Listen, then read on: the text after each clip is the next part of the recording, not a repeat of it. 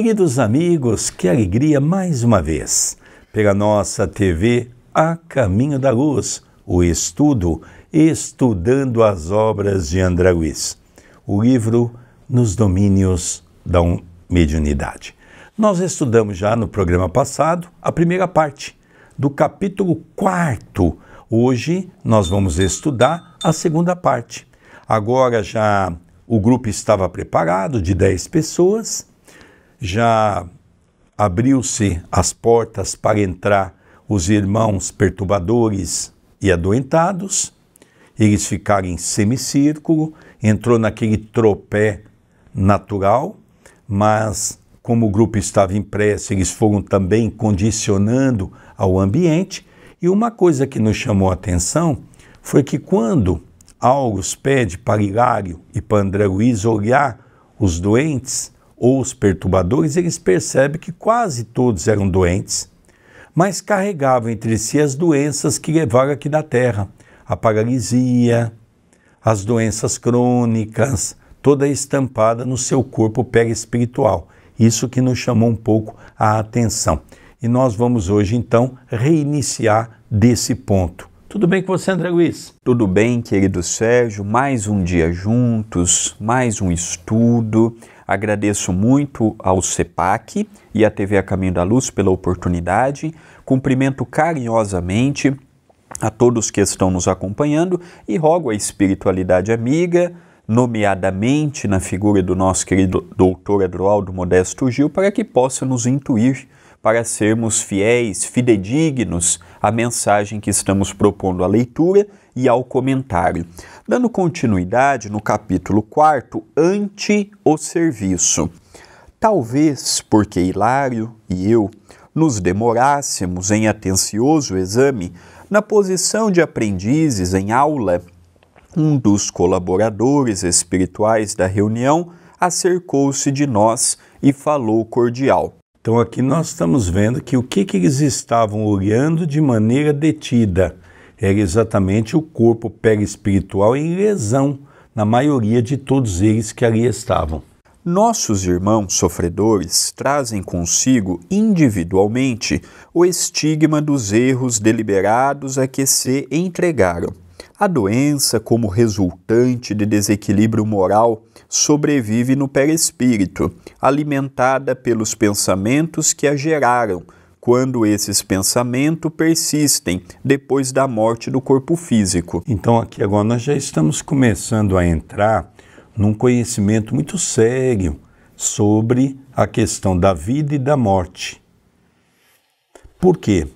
Porque primeiro quebra-se aquele tabu de achar que no mundo espiritual nós vamos recompor aqueles órgãos que nós, de uma certa forma, decompomos aqui na Terra através, como ele mesmo diz aqui, das questões dos desequilíbrios morais. Esse é o primeiro ponto. Segundo ponto, quando eu afeto meu corpo físico por qualquer vício ou qualquer desequilíbrio mental, eu automaticamente leso também o meu perispírito. E é por isso que quando está no mundo espiritual, depois da morte física, as doenças permanecem. Só que aqui também tem desdobramento. Esses espíritos, quando forem reencarnar, e no novo perispírito que será formado para um novo corpo físico, também ele vai trazer essas doenças, ou pelo menos o princípio da doença. Elas não se eliminam com a morte. É importante nós entendermos tudo isso. É um processo que se desencadeia. Nós criamos a doença e nós vamos ter que nos libertar da doença. Mas aqui eu também vejo, além deste aspecto de desencarnarmos com a doença, nós gerarmos as doenças pelas nossas atitudes. Por exemplo, André Luiz inicia um pensamento no livro Nosso Lar dizendo que a pessoa que utilizou mal a sua sexualidade, por exemplo, ela danifica perispiritualmente alguns órgãos. Ela vai desencarnar fisicamente normal, mas ela vai chegar mutilada no mundo espiritual. Então as mutilações que André Luiz fala não é apenas quem desencarnou sem uma perna, sem um braço, com a paralisia, sem enxergar de um ou dos dois olhos. Não é apenas este. Ele também fala das pessoas que desencarnaram fisicamente normais, mas que comprometeram perispiritualmente. Para que eu comprometa o meu perispírito, eu não preciso só comprometer o meu corpo físico.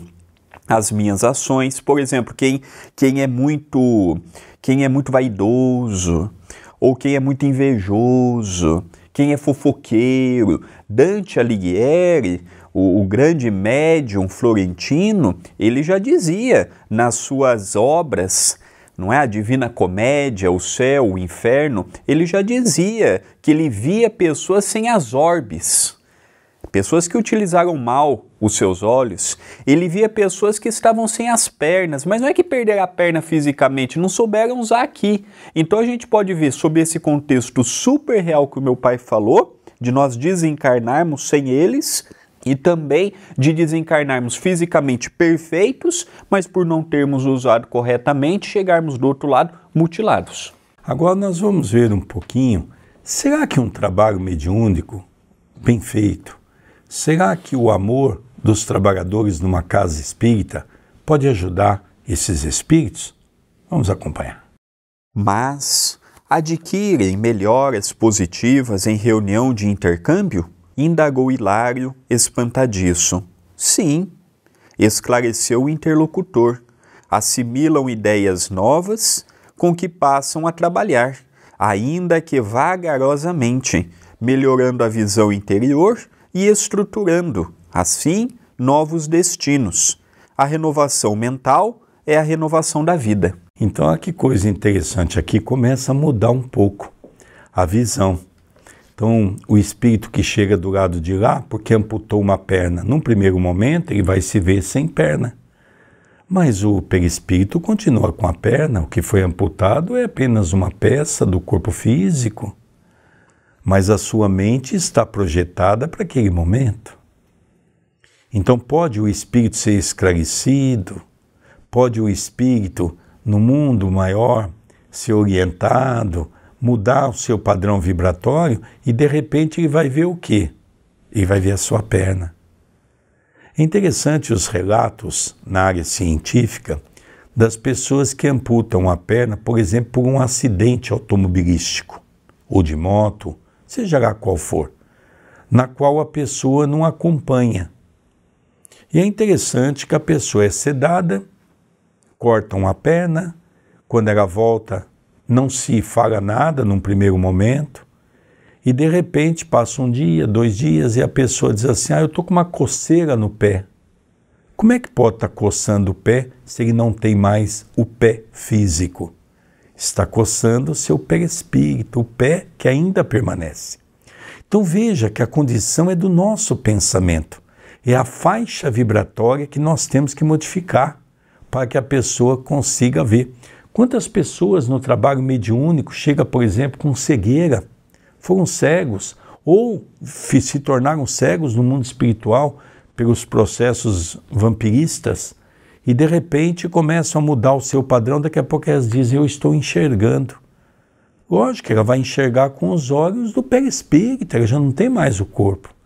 Então isso é uma coisa fantástica, André, que a gente começa a perceber o quanto nós, os médiuns, os trabalhadores espíritas, podemos ajudar o mundo espiritual. É o mesmo caso, por exemplo, de Jerônimo Mendonça, que passou boa parte da sua vida numa cama.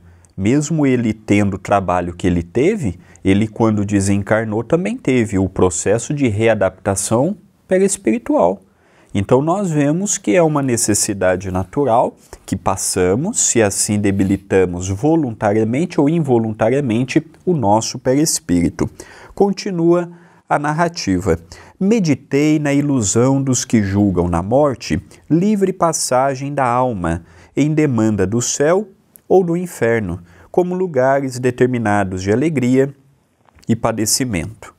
Quão raros na terra se capacitam de que trazemos conosco sinais de nossos pensamentos, de nossas atividades e de nossas obras, e o túmulo nada mais faz que o banho revelador das imagens que escondemos no mundo sob as vestes da carne. Então nós vemos que há uma coisa que realmente todos nós temos uma ideia, não é? Quase todos nós viemos do catolicismo e nós aprendemos a ideia do céu e do inferno, que o céu é em cima, o inferno é embaixo. Mas hoje, geograficamente, também não tem como explicar tudo isso pela própria questão do movimento da Terra. Isso cai por terra, né?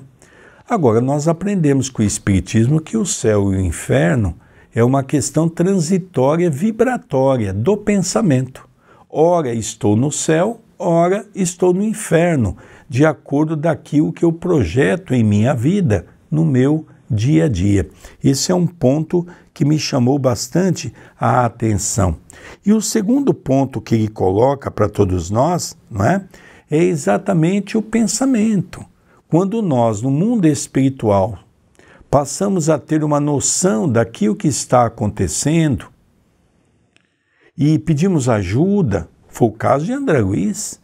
André Luiz, depois de alguns anos na zona umbralina, ele só foi atendido quando ele lembrou da prece. Apesar de ele não identificar como católico, como religioso, mas ele lembra que numa missa um padre disse que se a gente orar a Deus, ele nos atende. E foi o que ele fez. Então aqui nós percebemos que essa mudança do nosso pensamento é que vai fazer com que nós possamos ter novas imagens diante da nossa vida, no sentido de receber auxílio e prosseguir a nossa caminhada. A consciência é um núcleo de forças, em torno do qual gravitam os bens e os males gerados por ela mesma, e ali estávamos defrontados por vasta fileira de almas, sofrendo nos purgatórios diferenciados que lhe eram característicos. Abeiramo-nos de triste companheiro, de macilenta expressão fisionômica, e Hilário, no impulso todo humano, perguntou-lhe. Então agora eles vão fazer a pesquisa de campo, né? Eles estão acompanhando aquelas pessoas também estão vendo eles. É importante nós analisarmos isso, né? Então eles vão se aproximar daquelas pessoas para tentar conversar um pouco, para tentar ver, ouvir alguma coisa de relato daquelas pessoas, né, André Luiz? E é interessante aqui porque já é o segundo livro que aparece Hilário Silva. E é interessante o que André Luiz colocou aqui. Hilário no impulso todo humano. A pergunta de Hilário e de André Luiz ainda era muito voltada quando estavam com a cabeça aqui encarnados. Continua a descrição. Amigo, como te chamas? Eu? Tartamudeou o interpelado. E num esforço tremendo e inútil para recordar-se de alguma coisa, ajuntou: eu não tenho nome. Então aqui é um ponto importante para nós vermos, né? Para nós analisarmos. Às vezes o espírito no mundo espiritual chega a um processo de vampirismo tão grande, a um processo de demência tão grande, que ele realmente não consegue lembrar sequer do seu nome. Não apenas do vampirismo, mas às vezes ele negligenciou tanto a sua encarnação que ele próprio encapsulou de determinada forma que ele não sabe o nome. Então tem duas formas de não saber: quando os espíritos malignos fazem isto com aquela entidade, ou quando ele, pelo remorso ou por outras séries de mazelas, também faz. E eu e o nosso querido Sérgio já tivemos a oportunidade de conversar algumas vezes em que perguntamos sobre o espírito, ele não sabia o nome, não sabia de onde veio, não sabia o que fez. Então nós vemos como esta questão é real e já vimos na prática também. É aqui o que nós chamamos, que eu comentei, demência. Vamos acompanhar? Impossível, considerou meu colega, dominado de espanto. Todos temos um nome. Esqueci-me de tudo, comentou o infeliz desoladoramente. Então aqui nós vemos que Hilário acha impossível. Como é que pode? Ninguém esquece o nome, pelo menos o nome tem que se lembrar. Ele pode não se lembrar de alguns familiares, mas a pessoa esquecer do próprio nome. Vamos continuar a leitura.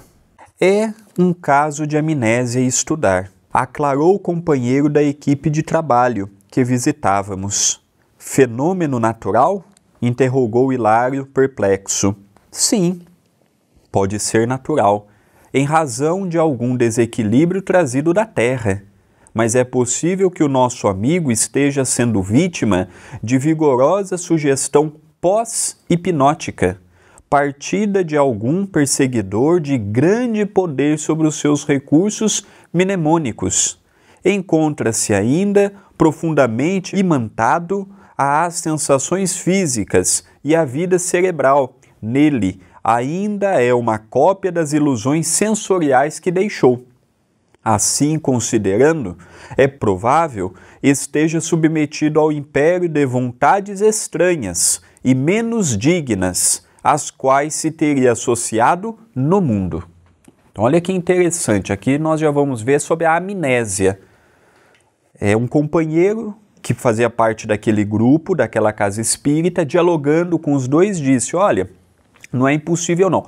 André Luiz já estava mais experimentado no mundo espiritual. Ele já viu em outros livros espíritos que se esqueceram o nome, espíritos que não tinham ideia. Na própria Câmara de Retificação, André Luiz se deparou muito com isto.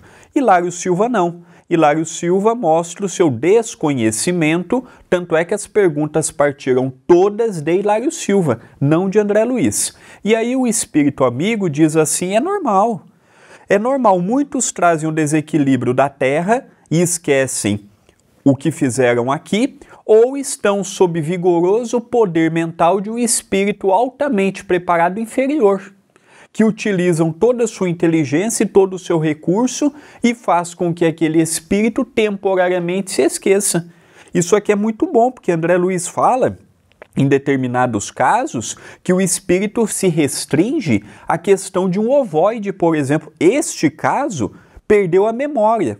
Existem casos que são piores a subjugação. É interessante, André, que até ele não diz que perdeu totalmente a memória, ele diz que está sob um processo de hipnose, ou seja, ele perdeu a memória temporariamente.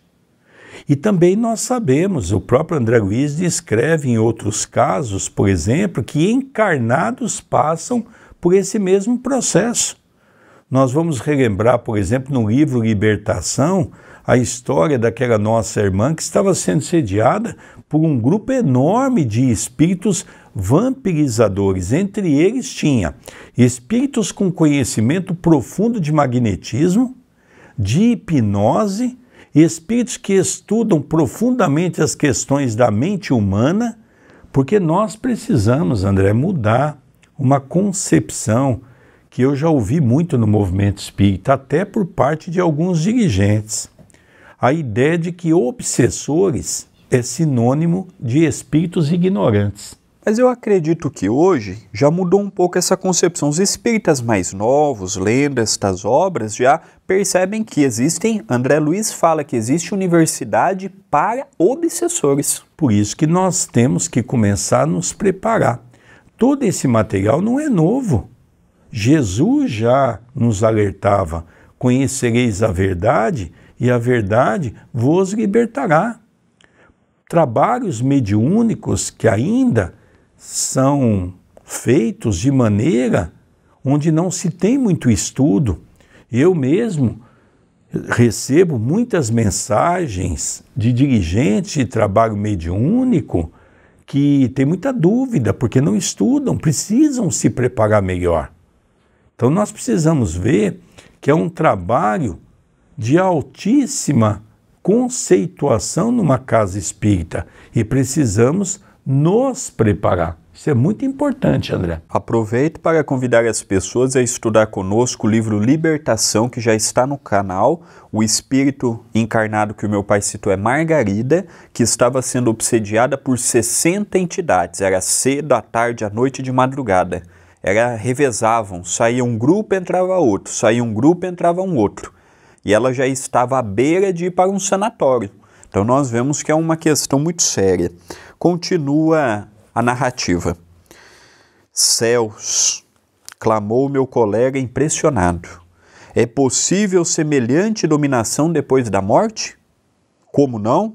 A morte é a continuação da vida, e na vida, que é eterna, possuímos o que buscamos. Então aqui nós precisamos definitivamente entender que a vida e a morte realmente não existe diferença. É uma linha tênue, onde você perde apenas o corpo físico, mas o corpo mental continua no mundo espiritual pensando e agindo da mesma maneira como se estivesse no corpo. Nós somos herdeiros de nós mesmos e estaremos em contato com aqueles espíritos que nos associamos ainda encarnados. Continua a narrativa. Atento aos nossos estudos da mediunidade, observei. Se o nosso amigo desmemoriado for conduzido ao aparelho mediúnico, manifestar-se-á, acaso assim, ignorando a identidade que lhe é própria? Agora é uma pergunta interessante para nós analisarmos, não é? Então o que André Luiz pergunta? Então se eu colocar esse amigo desmemoriado que passou pela amnésia, se ele, ao lado do médium, de perispírito para perispírito, for dar uma comunicação, pode ter uma alteração? Ele pode relembrar o seu passado? Então é essa a pergunta. Vamos ver a resposta. Então só para entendermos, ele vai ignorar a sua identidade se ele der uma passividade agora? Perfeitamente. E precisará de tratamento carinhoso, como qualquer alienado mental comum, exprimindo-se por algum médium que lhe dê guarida. Será para qualquer doutrinador terrestre o mesmo enigma que estamos presenciando. Você vai simplesmente fazer o tratamento de choque. O que é o tratamento de choque? O tratamento contrário. Se ele está sob a hipnose de um vampirizador, ele está num ambiente que você vai poder propor a ele uma hipnose para que ele possa se lembrar e receber auxílio. No caso de Margarida, no livro Libertação, que o André mencionou há pouco, daqueles 60 espíritos perturbadores, nós vemos ali Gúbio usar da mesma praxe, para que possa então auxiliar aquele espírito. Então é isso que é explicado para André Luiz e também para Hilário.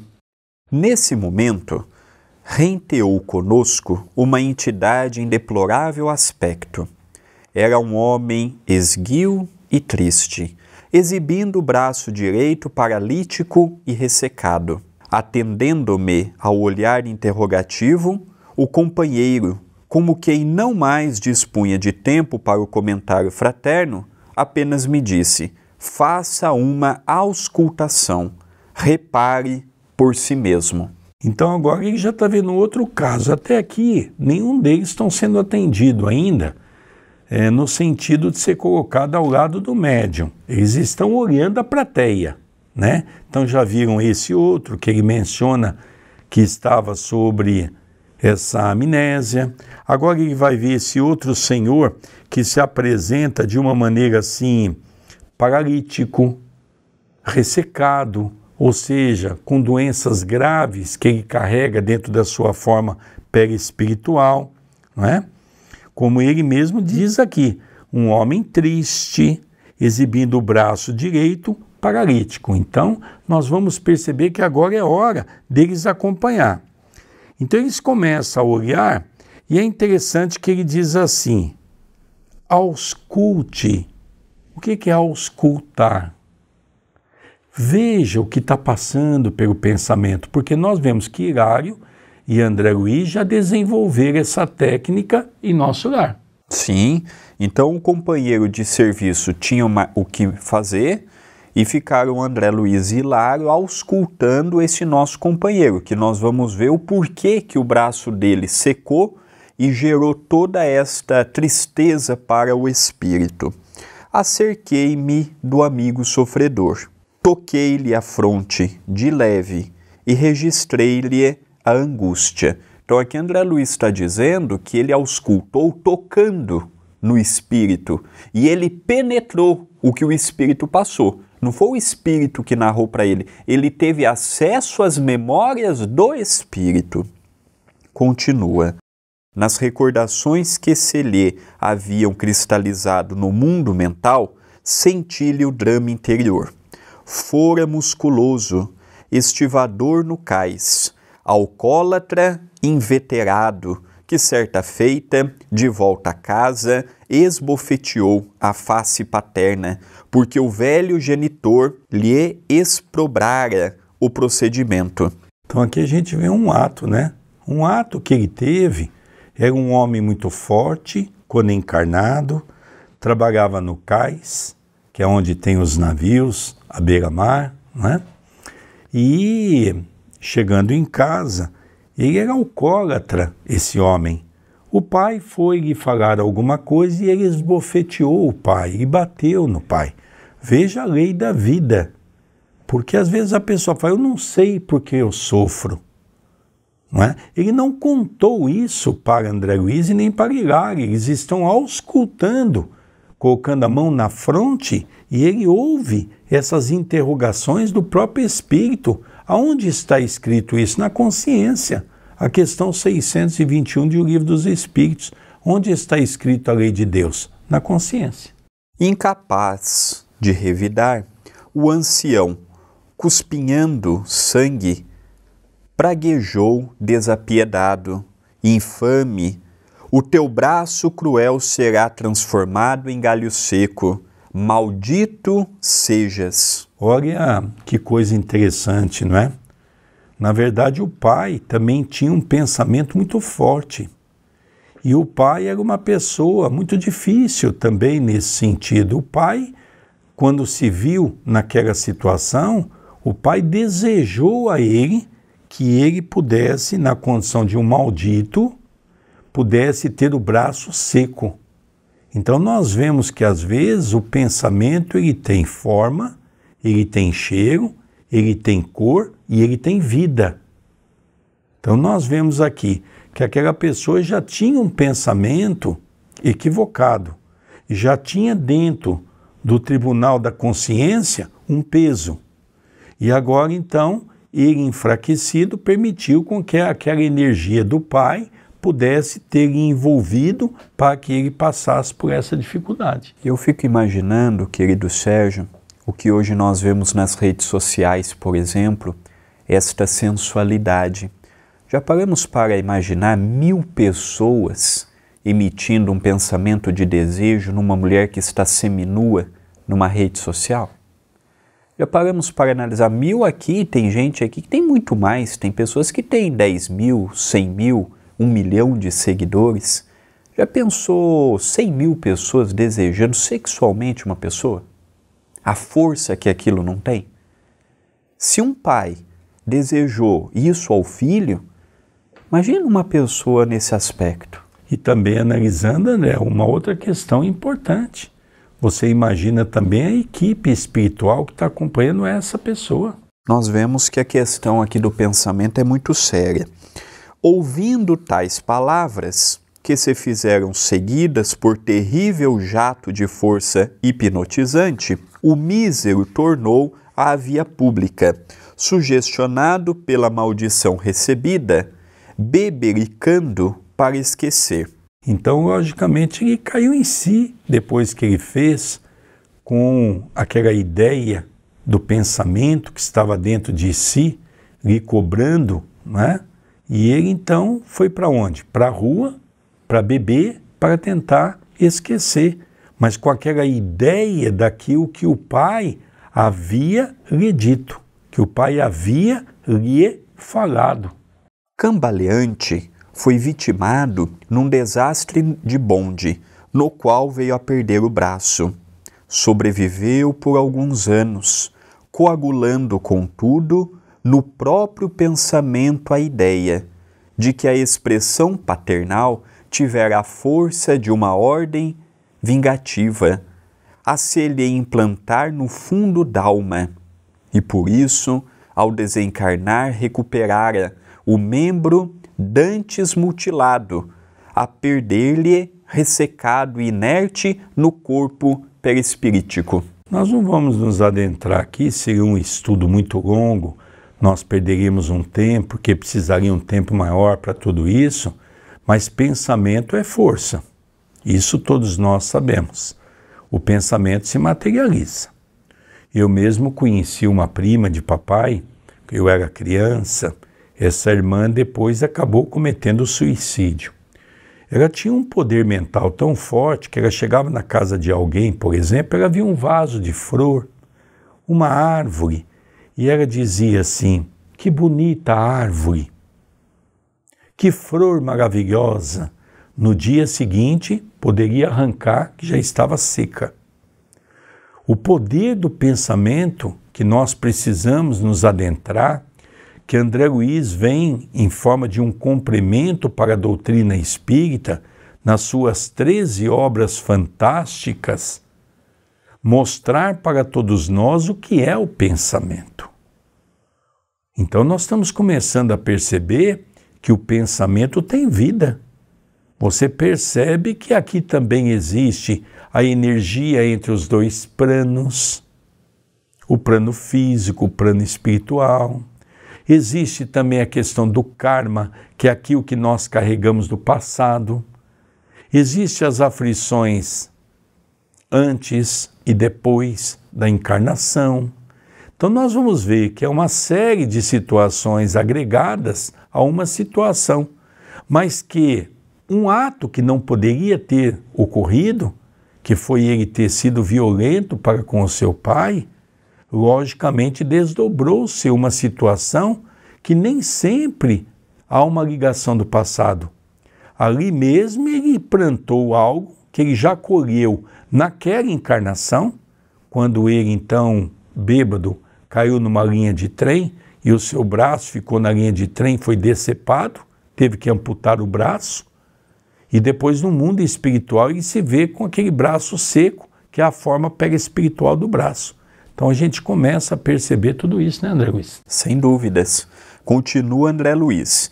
Enquanto refletia, o nosso orientador reaproximou-se de nós e, percebendo quanto se passava, informou: é um caso de reajuste difícil, reclamando tempo e tolerância. E, afagando os ombros do paralítico, acentuou: nosso amigo traz a mente subjugada pelo remorso com que ambientou nele mesmo a maldição recebida. Exige muito carinho para refazer-se. Então nós vamos ver que somente o tempo, não é? De um reencontro dos dois, apaziguando o coração do um, apaziguando o coração do outro. O filho tem remorso daquilo que ele fez, mas ele tem na consciência dele a ideia de que a maldição do pai realmente permitiu com que ele perdesse o braço.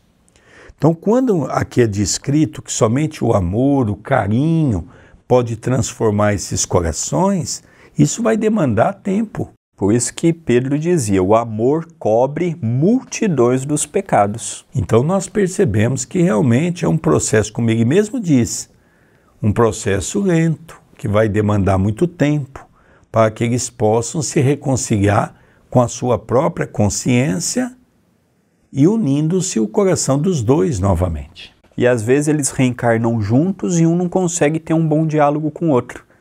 E às vezes vai no centro espírita e olha, eu não consigo lidar com meu pai, não consigo lidar com meu filho, não consigo lidar com este. Então são esses mesmos personagens que reencarnam no mesmo lar. Continua André Luiz. Sem despreocupar-me do tema que nos prendia a atenção, inquiri: se esse companheiro utilizar-se da organização mediúnica, transmitirá ao receptor humano as sensações de que se acha investido? Então aqui é uma pergunta interessante. Se ele der passividade numa médium, a médium vai sentir, por exemplo, o braço, ou esse braço seco que ele tem?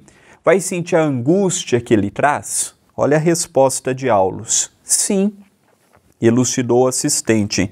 Refletirá no instrumento passivo as impressões que o possuem, nos processos de imanização em que se baseiam os serviços de intercâmbio.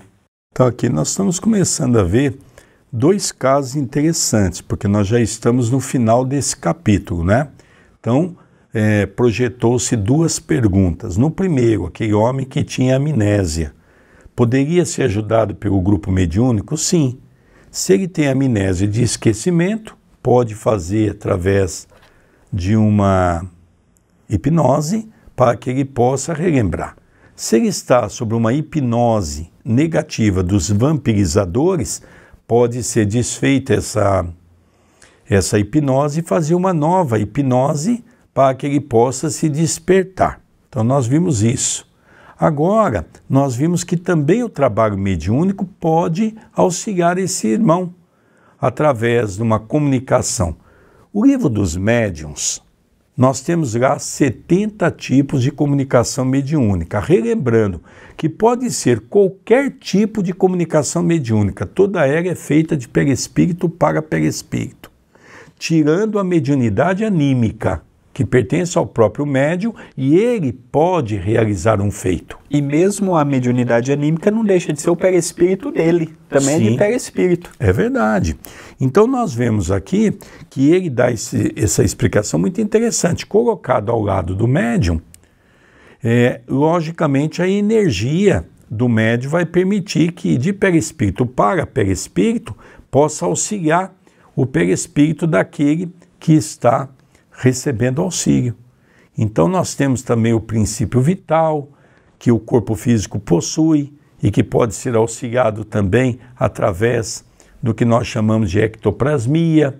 Então existe uma série de recursos que o médium possui e que pode ajudar e muito o espírito necessitado. Então a pergunta de André Luiz é muito feliz. O médium pode sentir o que o espírito está sentindo? Sim.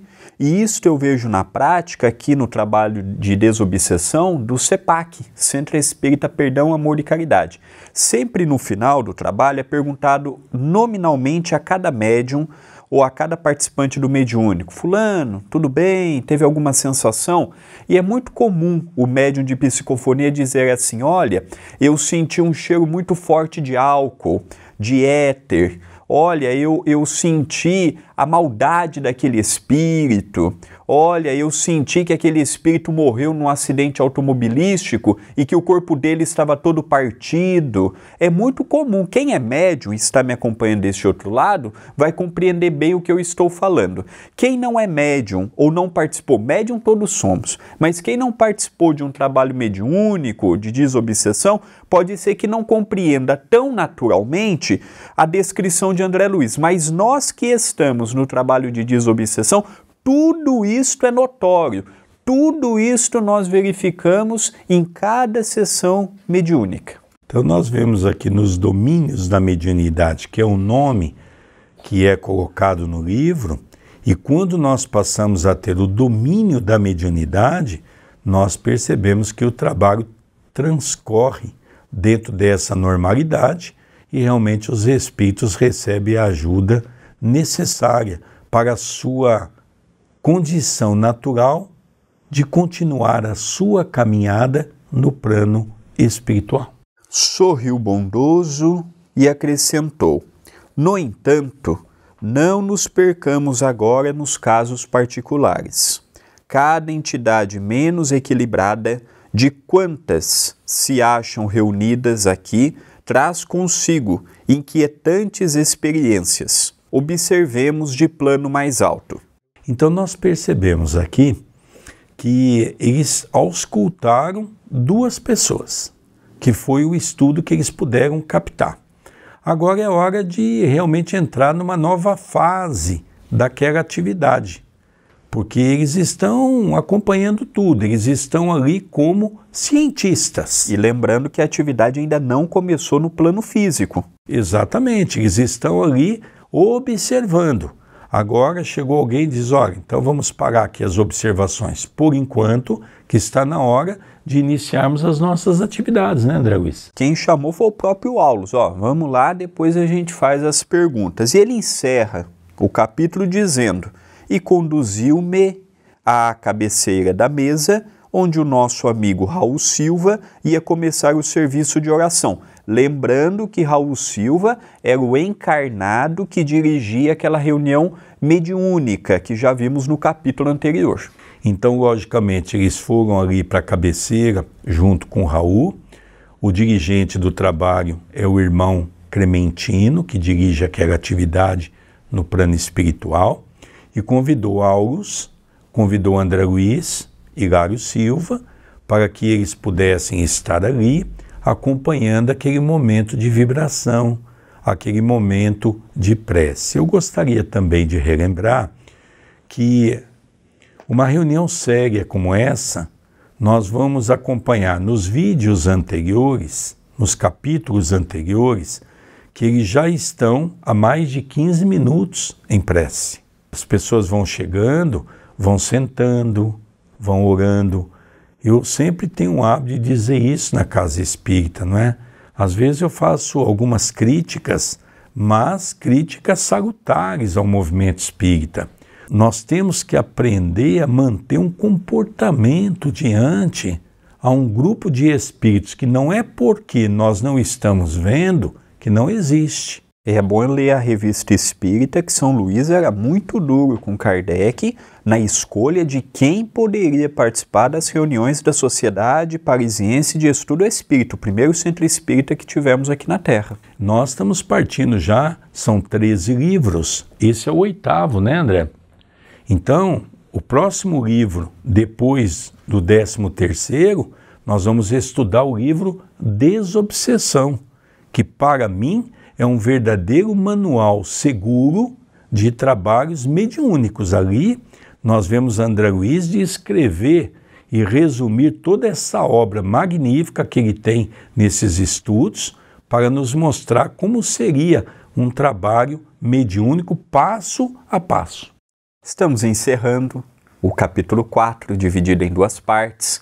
Se você está nos acompanhando pela primeira vez, no canal já temos desde o prefácio de Emmanuel até o presente momento. Encerramos o vídeo te convidando a interagir conosco. O YouTube, ele é movido pelas ações, então o seu like, o seu joinha, o seu comentário no vídeo, mesmo que seja bom dia, boa tarde, boa noite, seu nome, a cidade onde está acompanhando, sua mensagem, seu comentário, qualquer coisa que você coloca ali, ele é muito importante para o canal. Então ajude a fazermos do canal da TV um canal interativo. É fundamental que você compartilhe. Não adianta apenas eu, o nosso querido Sérgio, o Paulo que está editando, subir o vídeo e ficar por si mesmo. Cada um de nós precisamos nos unir na sua divulgação. Você gostou da forma que apresentamos? Você viu seriedade no modo que eu e o nosso querido Sérgio estudamos o livro? Divulgue! Se está te ajudando, naturalmente ajudará também outras pessoas. Pegue o link, compartilhe, divulgue no grupo do WhatsApp, no Telegram, onde estiver. E também pedimos que se inscreva no canal da TV. Se inscreva, habilite as notificações, se torne um membro do canal. São pequenas ações que muito nos ajudam. Se quiser entrar em contato comigo e com o nosso querido Sérgio, aqui na descrição do vídeo tem as minhas redes sociais e as redes sociais dele. Você pode nos seguir, é muito importante que nos siga, e pode entrar em contato conosco também pelo WhatsApp 19 997 78 2794. E aproveite para fazer uma visita à nossa loja virtual, loja-acaminhodaluz.com.br. Queridos amigos, nós vamos encerrando o capítulo 4º, que foi dividido em 2 programas, em 2 vídeos, falando para todos nós daquilo que André Luiz e Hilário Silva estão observando daqueles irmãos adoentados que ali se encontram e que vão receber auxílio. Nós queríamos te agradecer a sua presença, agradecer a sua amizade e as mensagens carinhosas que eu e o nosso querido André Luiz temos recebido. Peço aquela ajuda que dê o like, que dê o joinha, porque a nossa página é monetizada, e vamos encerrando o programa estudando as obras de André Luiz, o livro Nos Domínios da Mediunidade. Um beijo no seu coração e até o próximo programa. Até o próximo programa.